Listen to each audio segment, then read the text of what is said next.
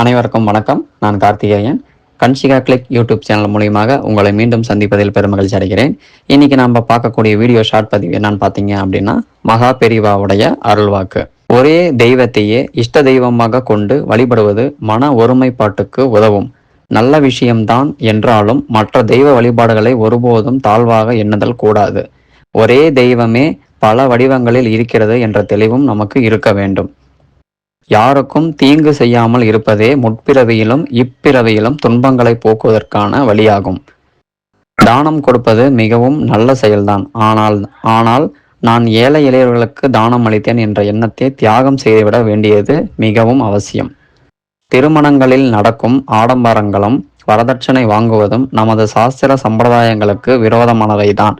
வரதட்சணை நாமமாக கேட்டாலும் பெண் வீட்டாரே கொடுத்தாலும் அது திருட்டு சொத்து மாதிரிதான் என்பதை உணர வேண்டும். சைவ உணவு சாப்பிடுவதால் நமக்கு சாந்த குணம் உண்டாவதோடு இன்னொரு உயிருக்கு நம்மால் இம்சை ஏற்படாமல் போகிறது என்பது குறிப்பிடத்தக்க அம்சமாகும்.